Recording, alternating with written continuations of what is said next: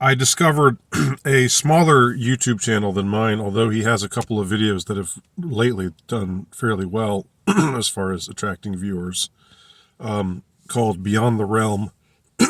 Seems like an interesting channel. And he has one video on it that really got the gears in my brain churning a little bit. He recorded a video not too long ago, maybe a few weeks ago, about saying something. The title is something like "Be on the lookout, be on the guard for a false flag." They're going to try to bring us into World War III by instigating a false flag. That was the subject of this video, which I'll link it below, and you can check it out for yourself. And I thought to myself, with regard to this idea of a false flag staged for the purpose of saying Russia did it, Russia's doing this to us, Russia attacked us, this is like Pearl Harbor, this gives us legitimacy to enter this war with full force, and and take it from there. And then next thing you know, ground troops in Ukraine, and the whole situation escalates. Well, I thought to myself, is that going to work? And I might sound strangely optimistic on this front. I assure you, optimism does not come to me naturally. Very much the opposite, quite the opposite. But in this case, it's sort of almost an accidental optimism. Let me explain what I mean. There is so much distrust and skepticism and doubt and general bad vibes out there towards the authorities right now. There aren't that many people who are trustful of authority, and I covered this in a prior video, or institutions of authority. There are still some. Don't get me wrong. There are still people who do what they're told and don't think about it, and call them NPCs or whatever.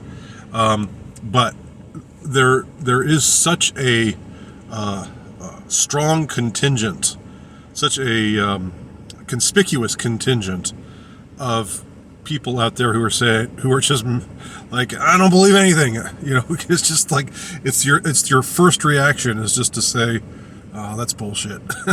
Like the first thing, whatever they tell you, nah.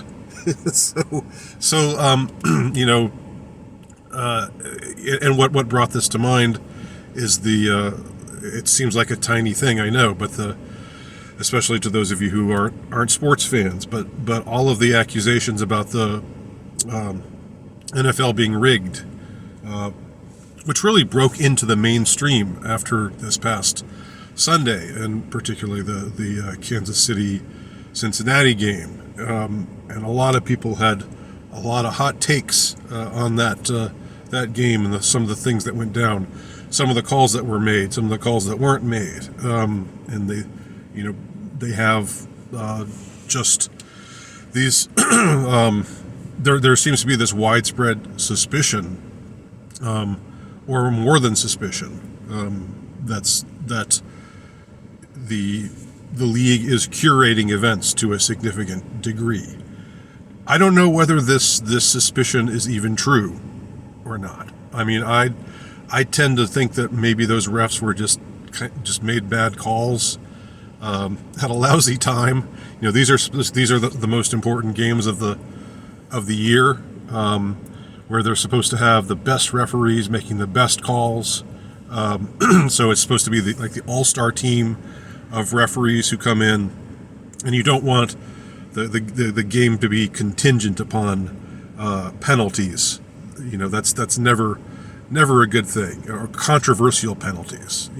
If it's something that deserved to be called, then that was a clear cut case of a call that needed to be made, then that's different. But when you see an obvious hold in a play that they don't call, or there's a tiny ticky-tacky thing that they do call, or they give a team an extra down, they let the Kansas City Chiefs have a do-over play, which I've never heard of before, ever.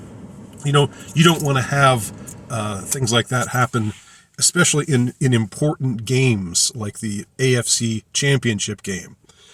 And so anyway, I'm saying I'm agnostic about whether the NFL is rigged, or whether in this case what we saw happen is the result of rigging. You know, I'm not committed on that front, and I'm actually a little bit skeptical. I would say I'm a little bit skeptical of those who would say that it was rigged. But you know, it might have been. I'm not definitely leaning one way or the other.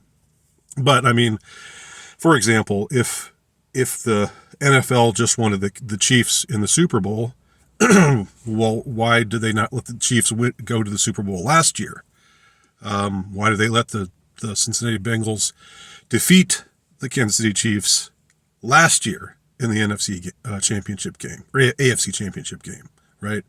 Why is this year different than last year? You know, so that's one of the questions I would have that I would put to those who are asserting that this is definitely an instance of rigging. But I don't even know if it's important, or for my purposes here, it's not so important to assess whether or not rigging is taking place in the NFL. It's more the widespread suspicion of rigging as a general symptom of this distrust that is a much vaster subject. This distrust of all authorities, of all institutions, and it's a well-earned distrust, you know, in my mind. You know, and if you follow my channel, read my stuff, you will know that that's where I stand. Even if I'm dubious of the current rigging allegations, I do think distrust in institutions is something that we should have. That it's a good thing that it's there. And in this case, you know, there is so much widespread distrust that, you know, this guy's video, Beyond the Realm, where he said, "Be on the lookout. There's going to be a false flag. They're going to do something, and then blame it on Russia, and say that's it. That was an act of war. We're in the war now." You know, it seems to me that things are not the same. Things are not the same as they were even in 2020, when what some of us would say was, you know, the most audacious false flag ever was, you know, put into effect. This is not the same. We're not in the same place as we were in 2012, when a certain event that I won't mention by name took place, and people believed what the media was saying about it. And then actually a few events like that. Another one in 2013, which I also won't mention by name. Both of them took place in the northeastern part of the country. I'll give you that much of a hint, and you can take it from there. One in 2012, one in 2013. And this is definitely not the same world as it was in 2001. The 9/11 attacks. There was really, after that happened, you know, except for some very fringy kind of places, there was nobody was saying false flag. It really took some time for that whole notion to gain momentum, and it took a while. It took years, you know, and for me it took years to see that the more was going on than they were telling us on you know, the networks, the network news and cable news, that things just didn't make sense. You know, things just didn't cohere. And if you want to know more about that, I have a website called 19 Arabs with Box Cutters. 19 Arabs with Box Cutters.blogspot.com. You can check it out there. see what my thoughts are on that whole subject. But anyway, we're not in the same place now in 2023. And again, call me a fool, call me an optimist. I just get the sense that if they were to try something like that, even if I don't think this would happen, but even if the Russians actually decided to attack us, like that would be the most foolish thing ever to do, because we want to get the Americans involved in this war now even more. We want to we're just going to preemptively strike them to get them into the war. That doesn't make any tactical sense at all whatsoever. But let's say that they actually did something. I think if they even actually did something, people wouldn't believe it. People would say it was a false flag, because that's just our reflexive reaction to these kinds of events now, because we don't trust anything anymore that we're told. So it brings up an interesting question. What if there were a false flag and nobody believed it? Or not nobody, that's being hyperbolic to say nobody believed it, but what if there was a significant enough sector of the population that disbelieved that it was real, that saw that it was a false flag, that it was indeed a false flag, then that would really show up the deep state, or whatever you want to call them. It would show that they've lost so much of their coercive, manipulative power, because again and again and again they've lied to us. They lied about, going back to weapons of mass destruction in Iraq, or go back even farther than that. Gulf of Tonkin incident, Pearl Harbor, or whatever.